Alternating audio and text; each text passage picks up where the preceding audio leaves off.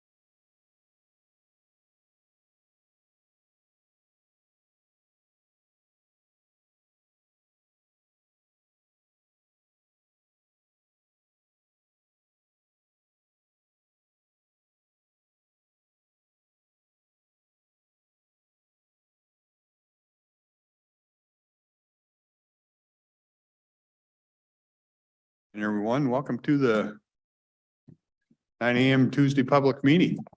Start this with the flag salute if you'd rise. I pledge allegiance to the flag of the United States of America and to the republic for which stands one nation under God, indivisible, with liberty and justice for all.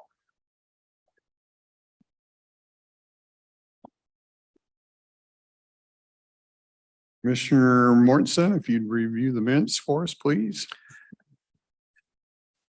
Gladly, I will do that. As usual, I did review the minutes of the activities last week, and I move to approve those minutes.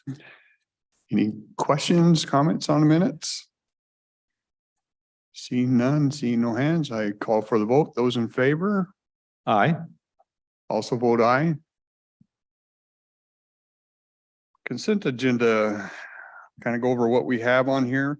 We have two call for bids that are going out, one for install upgrade of curb warning signs.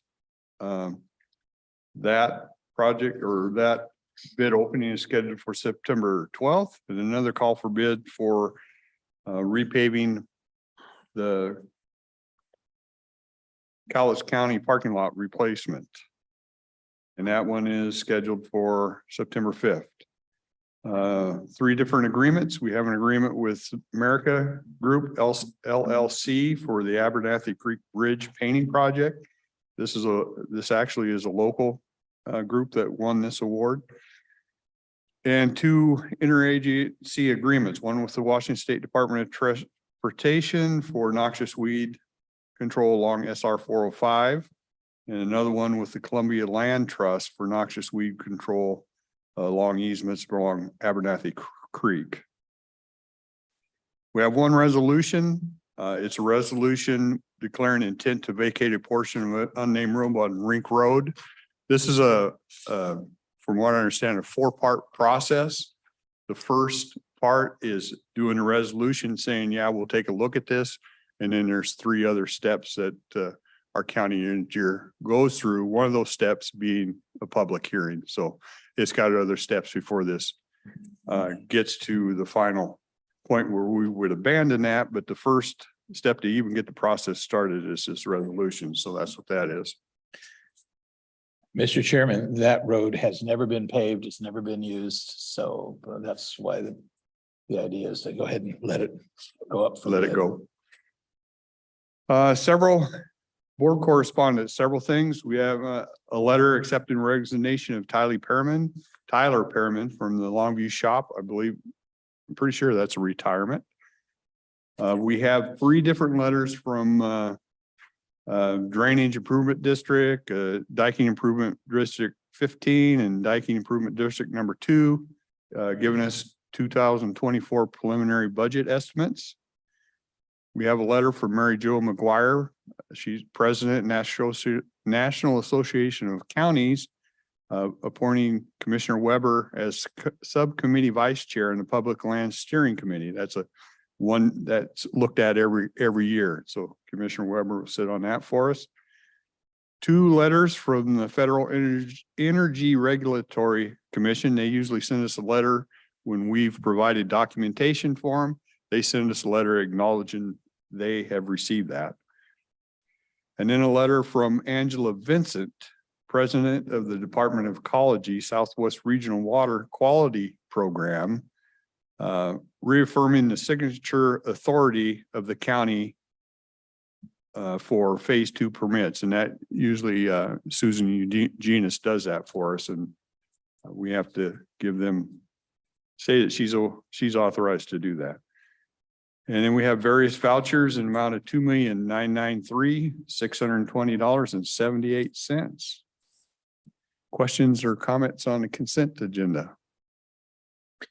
In reverse order, the letter H, that is a letter from Angela Vincent. I noticed the title is Resident of the Department of Ecology Southwest Regional Office. I did not realize that. Please, Mr. Weber, please address that. Yeah, that's an odd one too. A big part. I have no idea. That seems so terribly strange. Yeah. Okay. And then we've been talking about the curve upgrade signs for quite a while. If anybody from Public Works can just give us a little bit of history, what I'm looking for there is for people to understand how the process begins. Like you mentioned, there was a 4-step process for that vacating of the road. This, you would think that we would just decide, oh, this curve needs a sign and you go take care of it. But apparently that isn't how it happens. Does anybody from Public Works wish to address that? Hi, Chris Andrews here. I can address that if you would like. So yeah, we've started out, we had to do a safety plan through WashDOT to get the funding for it. Put a list of projects together, and this was one of the ones that was chosen. At the same time, we also had a curve project to actually, we had a piece of equipment, we drove all the roads, and that equipment dials in what curves speed is recommended for that road. So we did that for all the county roads, and then we took that information to fit with the available funding to try to hit either major roads or roads that could have detours on them. So for example, like Green Mountain Road, we're going to add a lot of signs on that. Cathlammet Road, because those all have connections to either bypass Ocean Beach Highway, I-5, and we tried to hit any of the roads that have over 1,000 ADT, average daily traffic. So that was how we came up with a list of roads to do. Oh, I like that. So essentially on this vehicle, you had it instrumented, you had an inclinometer of some kind or a G. You measured the Gs? Yes, it was a company actually out of Pennsylvania. But yeah, we mounted in one of the county inspector's trucks that they recommended using a pickup truck, and they call it an electronic ball bank, which the non-electronic one is just pretty simple. It's a ball that sits on the dashboard and pivots as you go around a corner, and you measure the angle that's on there. So it's pretty much doing that. And gets a comfort speed and gives you the recommended speed limit. Very nice. I appreciate it. Thank you. Oh, you're welcome. Any other questions?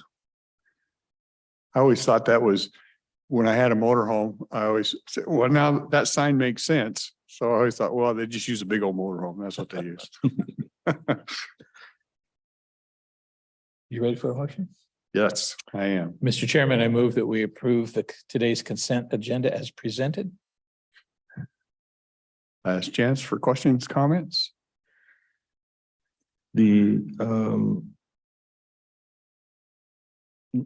Just another comment, but we'll let Steve. Yeah. I mean, Mr. Anonymous speak.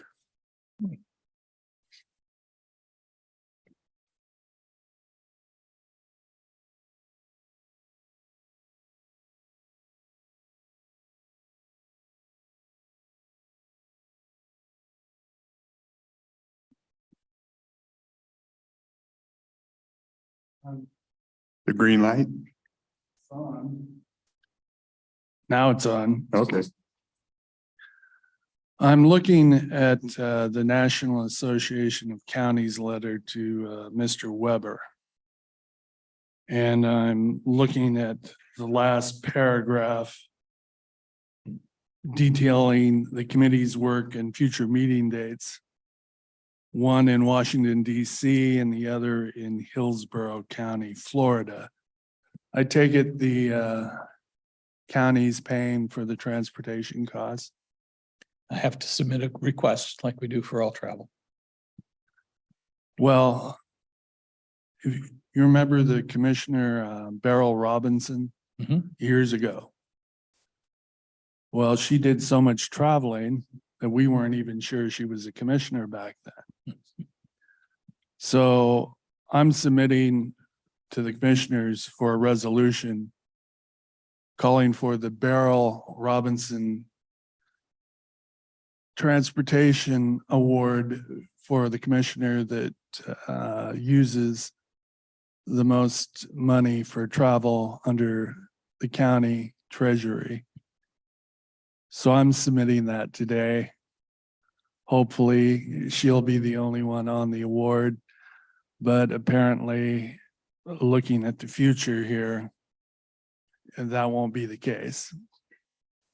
So I'm submitting for the county commissioners to have a resolution calling it the Beryl Robinson Travel Award. Thank you. Last year, we did change the procedure on that. Each of us, if we're going to travel, we submit a request, and it actually takes approval of the commissioners to award that travel. So we did put some controls on it. So I doubt if we, well, never say never, but hopefully nobody ever beat this person. Well, it would also remind the voters of Cowlitz County that, yes, there is a commissioner, even though he's out traveling most of the time.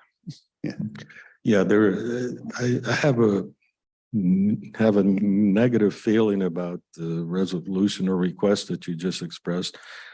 Implicit in that is that we would, any three of us here, try to do just random travel on the taxpayer budget, and I don't want to accept that as a premise. Me either. Any other, didn't you have an additional comment you wanted to? Oh, I was just going to say on item number 2, that's the which parking lot is that one?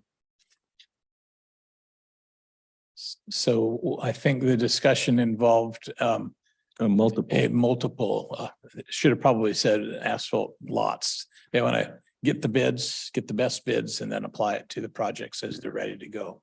We, I think, originally had zeroed in on the Hall of Justice parking lot, but it doesn't take very long to travel around, and there are quite a few parking lots that need some repairs. So. Yeah, I bring that up because there are, this is not going to be cheap. Yeah. And there are, it's part of the overall harping I've done on maintenance, and at some point the bills come due, and this is probably going to be a fairly steep bill. And we don't want to wait too long because the state may forbid us from using fossil fuels, right? But there'll be no cars. And I know the cost of asphalt keeps going up, so. And just to answer, Sean Roy, Public Works, and to answer your question there, Commissioner Mortensen, the parking lots that'll be on this bid are the south lot of the Hall of Justice, the east lot, and then the parking lots at Health and Human Services. The parking lots where? At Health and Human Services on 9th Avenue. Oh. Thank you. Okay. Thank you, Sean. And just we're talking about several $100,000. That's correct. I think we estimate a couple $100,000 on this project. I don't have the exact number handy. Yeah. I hate to let somebody know what we expect to pay before they tell us what they're going to charge us. Okay. Any other questions? Okay, we have a motion on the floor. I would call for a vote. Those in favor? Aye. Aye. I also vote aye. Thank you. To motion off. You already knew your seat was there, right, Sean? Go ahead. Commissioners, today before you, we have a bid award to JL Stordahl and Sons for transportation of rock materials through June 30th of next year to Headquarters Landfill for a cost not to exceed $231,877.80. This covers all rock delivery to the landfill. It ranges in various sizes for the activity they're doing. They're building roads, gas wells, or other activities. It's a total of 9,350 tons of rock delivered to the landfill over the next year. And they've been doing this for us for several years. Yeah, they have won the award over the last few years, and additionally, the contract does not allow them to use South Silver Lake Road, so they do have to go from their pit to I-5 and then back up headquarters, so they're not taking that cutoff road through the county. Yeah. Yeah, it bears to repeat that. In the past, the trucks have caused some of the people along the route some vexation, and you've arranged it to be the least impact, and it's in the contract. Yes, sir. So do you know if they're using their pit near Rock Creek on Tower Road? Is that the pit that they're using for most of this rock? Correct. That's my understanding, that they'll use the pit off of That's Tower probably the Road. closest to. Geographically, it would be yes. But they're not going to check out the temporary bridge on Tower Road. No, they're this side of it. They're good on that.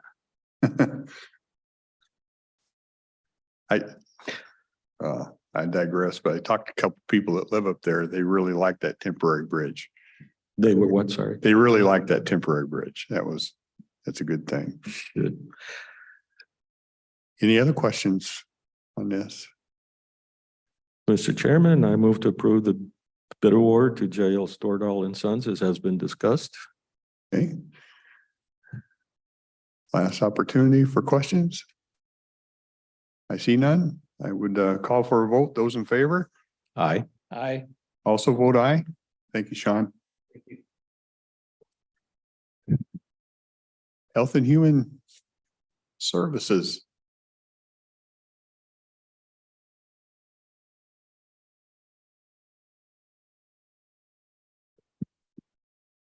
Hi, good morning. Gina James, Health and Human Services. On the agenda today, we have a contract with the Washington State Department of Ecology. This is a 2-year contract, so it goes July 1st, 2023 through June 30th of 2025. And this contract is to receive and investigate solid waste complaints in the county, which would be it's oftentimes garbage or vehicles no longer in use, things like that. So we've been involved in this particular contract for a number of years. So this is a new award for the next 2-year grant period. I hate to assume, but is this like most of the stuff we get from it's a reimbursement thing as we use it and then we ask to be reimbursed for it? Correct. Yeah. Yep. And it's primarily for staff time to, like I said, receive solid waste complaints. We get phone calls and emails about reporting different garbage or whatnot around the county, and for us to go out and investigate and see if we can get a resolution on those. And how does the state come up with the amount? How do they estimate, saying Cowlitz County, this is what you can go up to?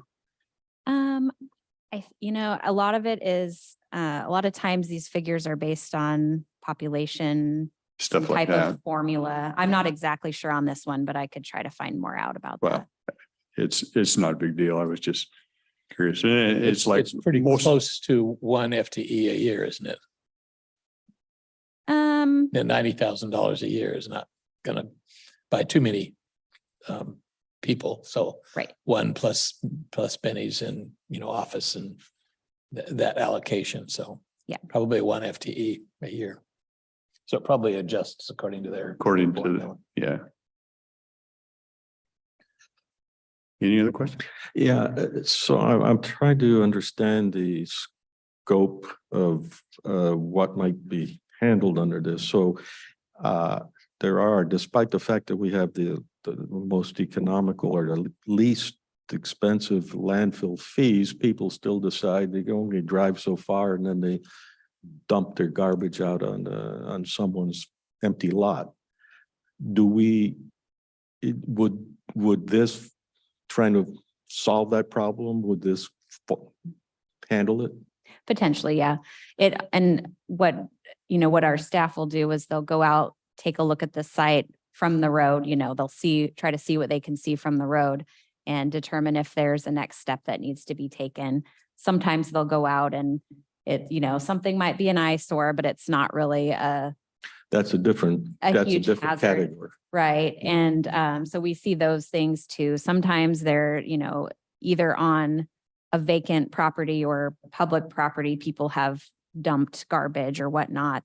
It also could be neighbors, complaining about so-and-so down the road is piling up their garbage or have numbers of vehicles in the front yard, those types of things. Right, that was my next question, but I still want to pursue the first question. So I brought it to EHU's attention, the environmental health unit attention, as I'm walking through some paths, I'll stumble onto a pile of garbage. It has people's names in it and all that.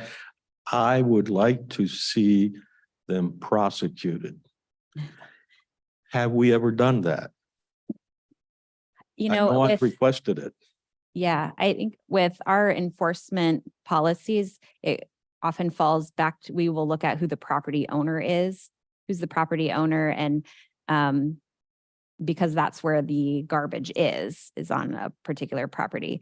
I know in the past, we have looked at, names that have been found on mail or whatever in the garbage that's there, and we could turn it over to law enforcement to try and pursue. That's, it kind of shifts then from our capabilities over to law enforcement. I think you're telling me it doesn't really happen, that people can dump their garbage and walk away with fair certainty that they won't be pursued. I'm not sure. I think, maybe we could talk to law enforcement to see how, what that looks like. I do recall before I became a commissioner, there was a pretty big case where the county condemned property that was filled with used tires. That became a hazard, a health hazard because of animals, vectors, and mosquitoes. Mhm. And we purchased the property and hauled off the. You see, I look at that as a different and a very tough problem also. And we've all gotten plenty of calls of, well, the guy's got his old rusty truck on the lawn and it's ugly. And that person, well, they remodeled and they put the commode out back and they put flowers in it, but it's still a commode and I don't like it. And I don't know how you adjudicate that, but if I drive around and throw my crap on somebody else, partly the law is screwed up. If the garbage is on my property and I didn't place it there, why am I going to be responsible for that cleanup? I'm not in the landfill business anyhow. That's my harangue. I'll continue to repeat it because this is fundamental to the attitude that we have to curb in the public, that anything goes. Yeah, and we when it is sort of the property owner that's causing some issues, we can go down the road of issuing citations, and there's court dates that get set and all of that. That's more rare, and usually, more often it's a reminder about cleaning up and whatnot, and people do that. But yeah, it gets into that when it's on somebody else's property, it gets into that where sort of shifts from us to law enforcement. Yeah, and the reason I'm harping on this is because it'll never get fixed if we don't take the leap and say, yeah, it's probably not worth your time in the short run, but in the long run, we really ought to do this. It's almost like the maintenance issue, pay me now or pay me later, but we're talking about a total attitudinal shift of people stop trying to abuse the county and other people. So if you have a choice, I would want you to become extremely nasty. I think the fancy word for what you're describing is it becomes an attractive nuisance and more people start piling the same area. Yeah, Yeah. Once they see it, it gets piled on. Yeah. Any other questions? Ron?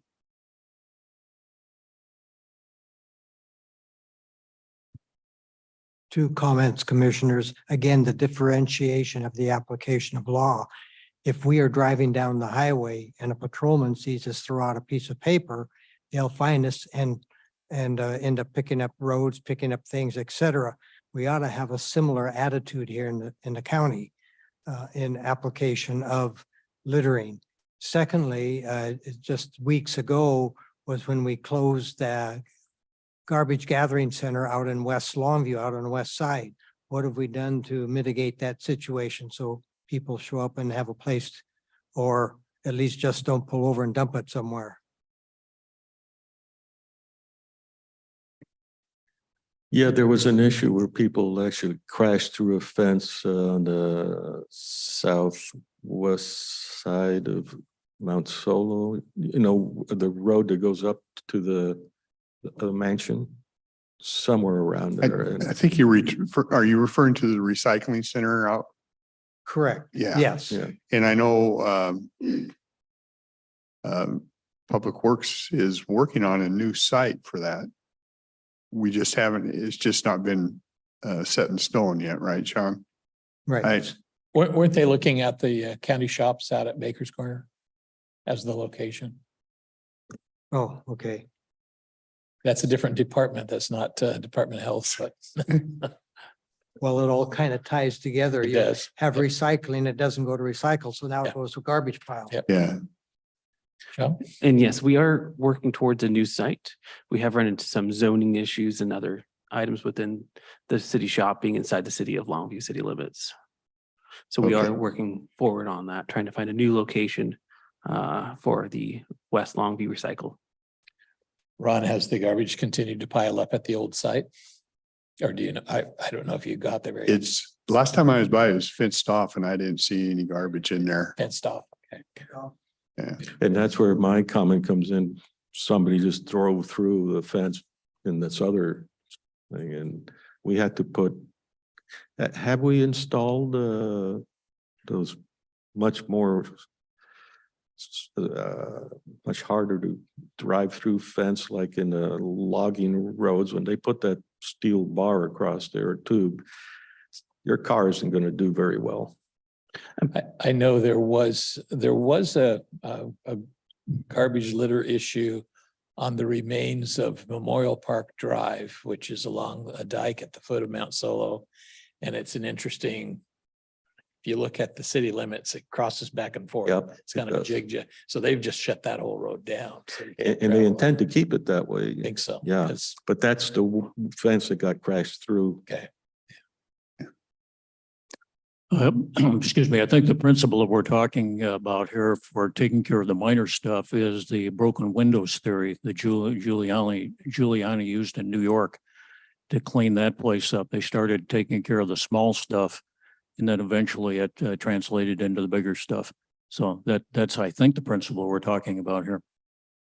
Could you flesh that out a little more? I'm not sure I followed every word. What you were talking about, taking care of any little piece of garbage Right. that we find. Okay, that's the same thing that Giuliani did in New York when he took over. Started with a small crime, whether it's graffiti or whatever it was, and started cracking down on that, and that made a huge difference in the long run. Yep. Thank you. Appreciate that. Any other questions, comments? The pleasure of the board. Well, Mr. Chairman, I move that we approve contract 23-038 with the Washington State Department of Ecology to provide funding for solid waste, correcting solid waste violations as proposed by staff. Maybe you meant 23. From I thought I heard 22. 2 years, yeah, 2023 to 25. Right. It's a 2-year contract. Right, but I heard him say contract 22 dash. Oh, did I say 22? Okay, Oh. oh, sorry. It's 23 dash. 23. Clerk probably knows. Yeah. Oh, I see no hands, nobody else approaching. I call for the vote. Those in favor? Aye. aye. Also vote aye. Thank you, Gina. Appreciate it. Let's see, before we get into public comments, we have no meeting this afternoon, no 1:30 meeting this afternoon. We had nothing on our agenda. Wednesday, tomorrow, The airport will be in for our 1:30 meeting if anybody has interest in that. In 23rd, we have risk pool. The 30th, will we have the 30th? Yeah, the 30th, we won't have it. The week of the 28th, Commissioner Mortensen and Commissioner Weber will be gone. So we won't have a quorum, so there won't be a lot of business the week of the 28th. They said I just couldn't do what I wanted, so. And then one other thing I'll mention is on, and I think this will be fun, Tuesday, September 5th, after our public meeting at 9 at 10 a.m., we have Representative McIntyre and Representative and Senator Wilson are going to join us up here with the commissioners, and we're just going to talk over issues, and you'll have the opportunity as an audience to just sit and chat with them and have a public forum. So that's going to be Tuesday, September 5th at 10 o'clock. We'll do that. They've agreed to come in, and I think it'll be fun just to talk with them and talk over Olympia and what they see. Any other comments, gentlemen, before I turn it to the public? Okay, open for public comment. It's all yours.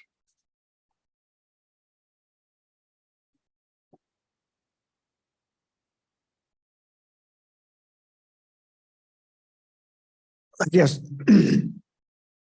on excuse me, on the boy, I gotta get rid of this out of my throat here. The I'm not opposed to the contract you just approved or anything, but just for information, it seems like even though part of that's going to be reimbursed from Ecology or whoever, the matter of responsibility that if you find garbage on the side of the road and now we're paying the county or somebody's going to pick it up and you find a name attached to it, for that not to get prosecuted and have the cost of that put back on the person who put it there, seems to me like, you know, it's just a matter of they're not accepting responsibility when they put it along the side of the road or on somebody else's property. And we're just condoning that by not somehow following through and getting either law enforcement and or a prosecuting attorney off their butt to say, hey, this is not okay. We've got to make people responsible. And the broken windows, Rudy Giuliani concept is a great example of how, look at New York right now, how bad things can get if you don't stop it when it's minor. It's going to get major because they, just like a little kid, they'll just keep pushing to find out where the boundaries are. And if there's no boundaries, we're all going to be paying for it.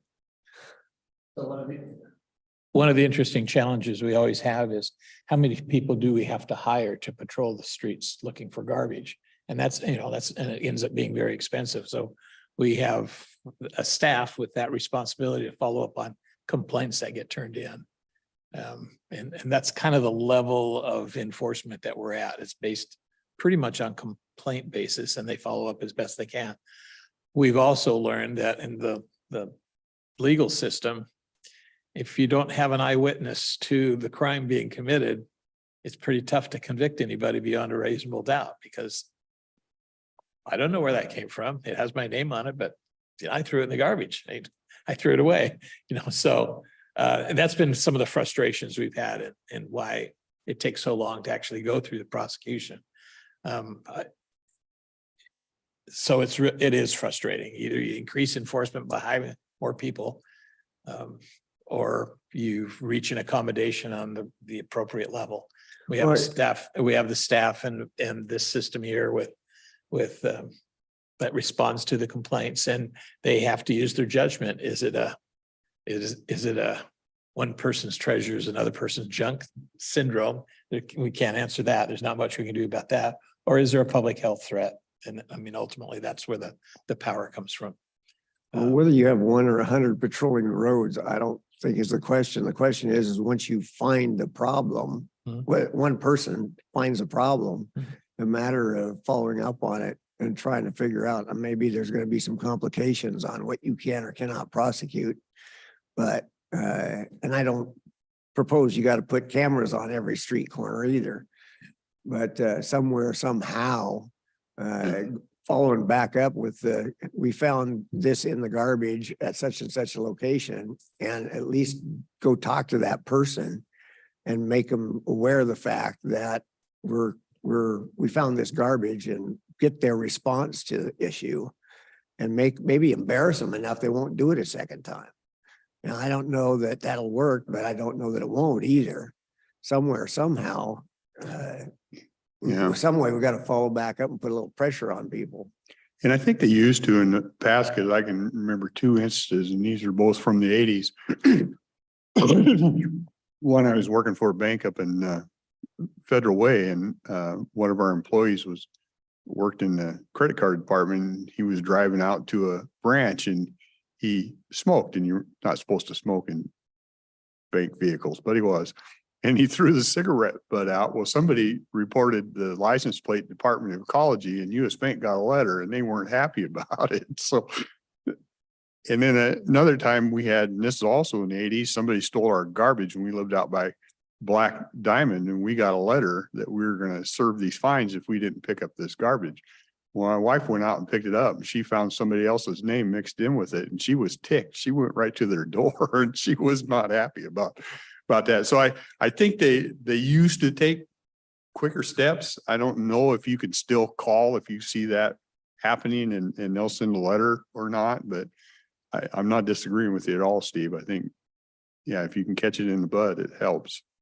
So one of the things that all of us handle are those kinds of constituent comments that call in. And we probably all have the environmental health unit on speed dial. They may say, we're constantly going through that process and doing what we can. And sometimes they have a quick response, and sometimes it ends up being more complicated. So.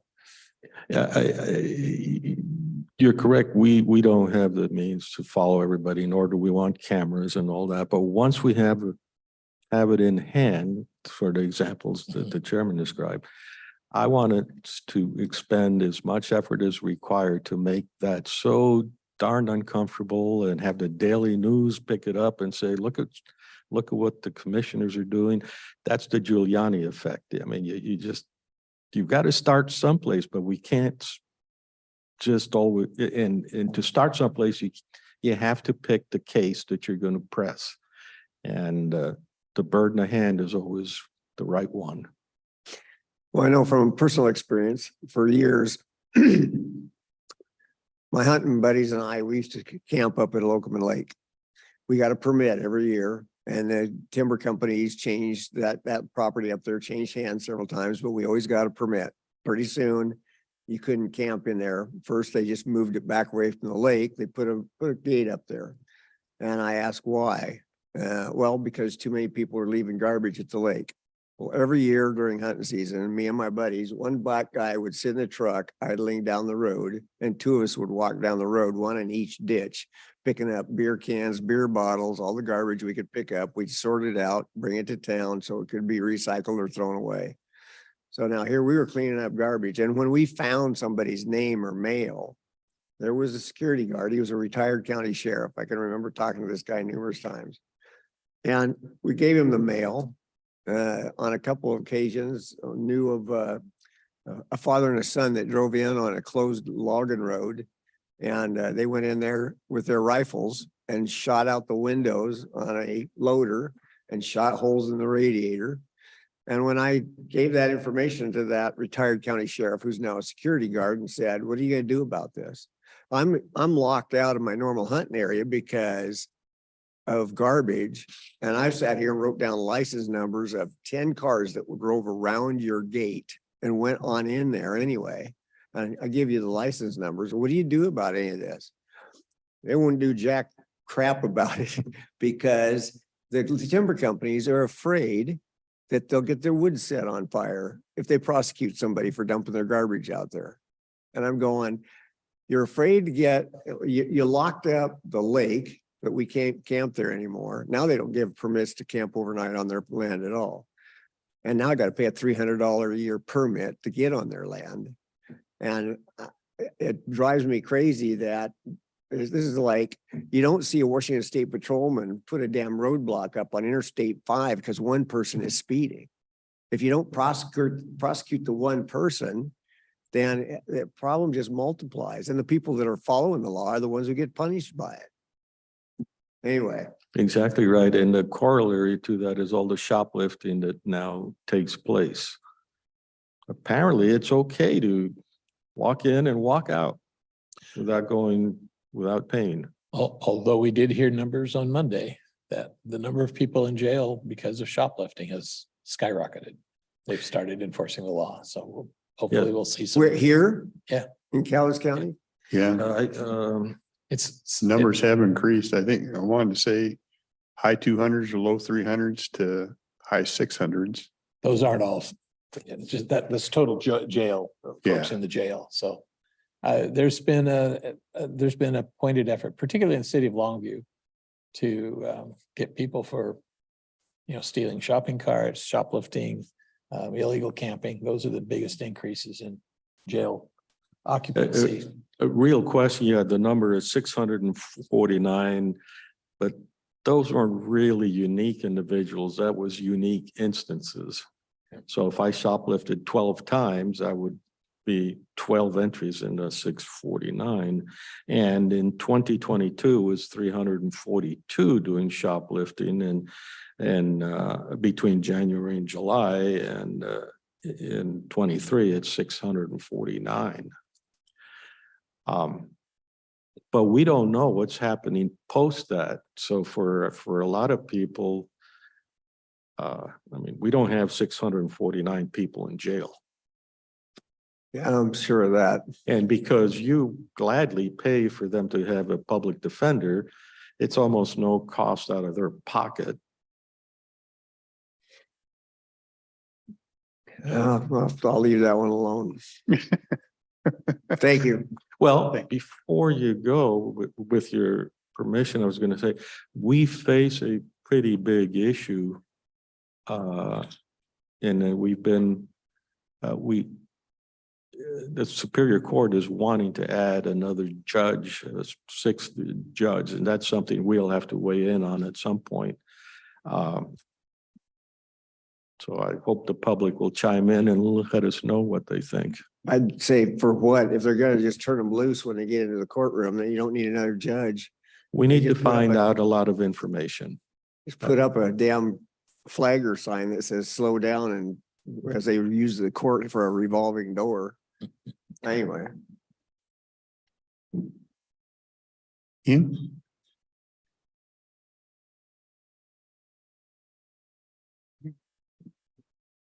So anyway, on a positive note, I know that's scary for coming from me, but I've had this experience here locally where a place where I used to go walk the dog every day. You had to park at a gate and then you could walk, but you could do it. I wasn't breaking the law. Anyway, one day where I parked, big pile of garbage there. And so Pete's box is there. You could see the little address on it. Part of it was smeared a little bit though, but I read it and I was like, I'm going to get these guys. I was pissed. So I was plotting on those guys. Anyway, a couple days later, county crew is in there and they're picking it all up. And so they went through it and they found a couple of different addresses, but they found the culprit because I talked to them while they were at some point there and gave me the breakdown of it. And he said, yeah, it was this house, over here. And we've already been over and given them a citation through the sheriff. You know what I mean? The county guys got the sheriff went over and gave him a citation.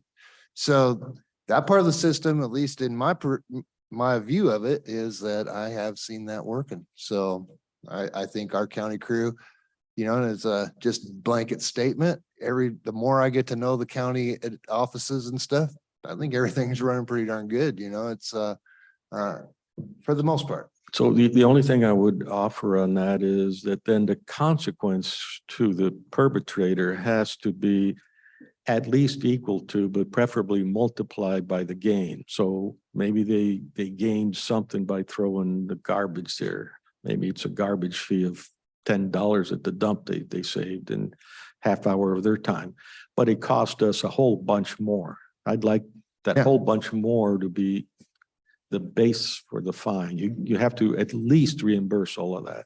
Well, not dig too deep into it, but oddly, what they had there in garbage was mostly recycling stuff. And from where their house was, the recycling station is just a couple blocks away. They 99% of what they dumped there could have easily just been a couple blocks away. They could have just dumped it there and been okay. So anyway, that's kind of funny.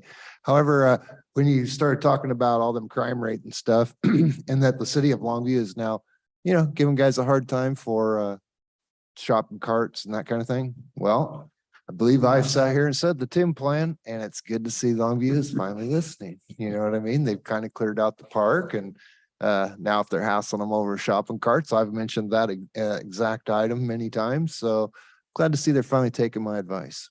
So if I want a bus ticket to LA, all I have to do is steal a shopping cart? No, see, that's not part of the Tim plan. The Tim plan was to enforce the basic rules, just the laws we have on the books, and they'll leave on their own. They just will. You make them Yeah. uncomfortable. There's not a place to stay here. They'll go on their own, and it doesn't cost us anything. That's the Tim plan.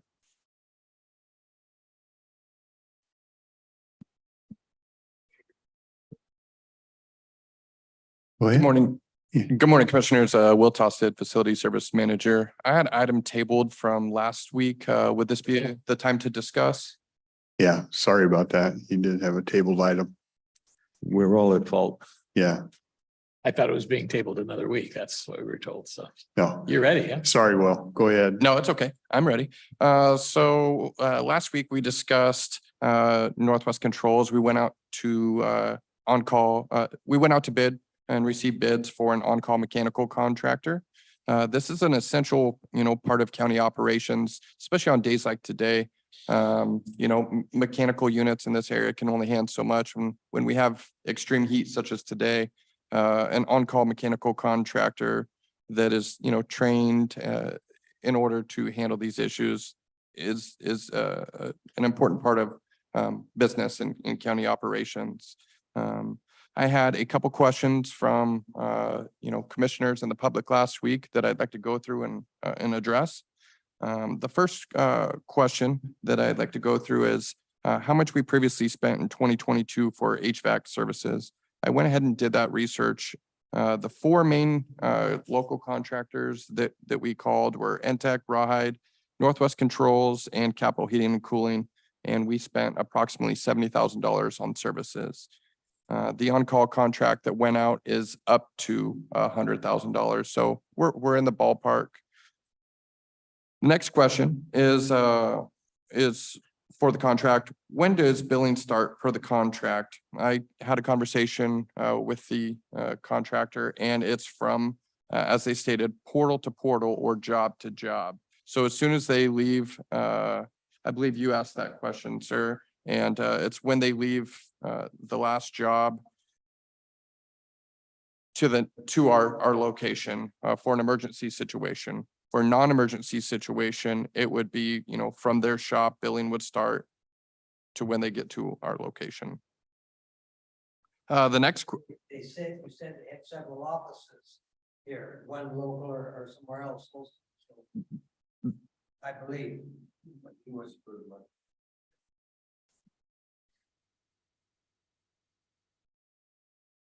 Portal to portal is generic, meaning is that they have offices and other things. So No, so they're stationed out of Portland, Oregon. Portal means whatever job they are on. So if they're 20 minutes away, great. If they're 5 minutes away, even better.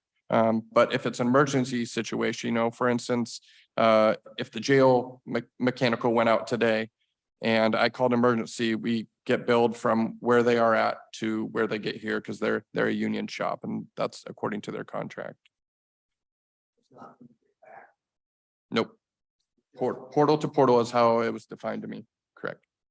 The next question was per contract, what was the wage per hour for HVAC services? That is $175 an hour, which is pretty standard for HVAC services across the board. The next question I'd like to address is what is the response time for a county emergency? The contract states that it would be for an emergency situation within 3 hours. Standard job request in a non-emergency situation would be within 2 days. And those are the questions from last week that I had to do a little research and get the answers to. Thank you. So 3 hours for emergency and 2 days for non-emergency? Correct. And I've called them in emergency situations before and they got out here sooner, but per contract, it's within 3 hours, correct?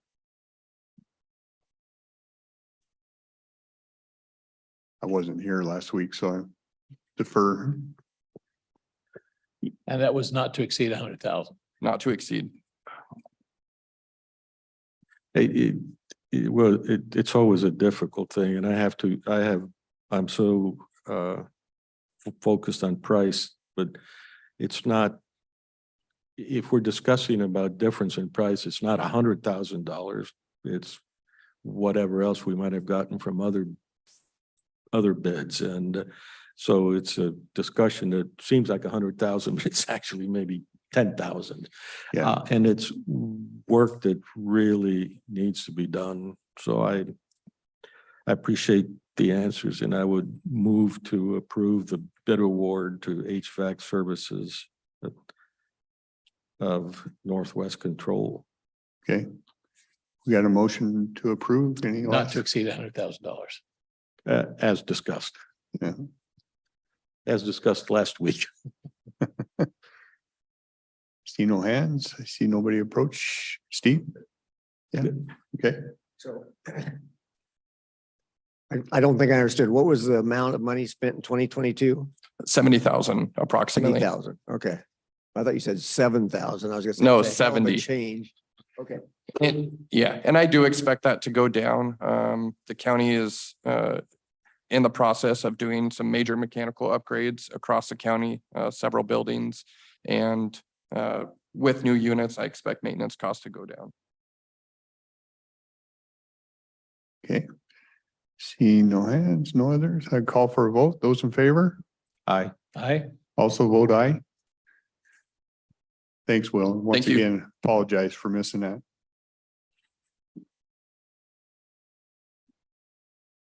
Any other public comments? Okay, remember there's no meeting this afternoon. See no else approach, we will adjourn. Thank you. Thank you.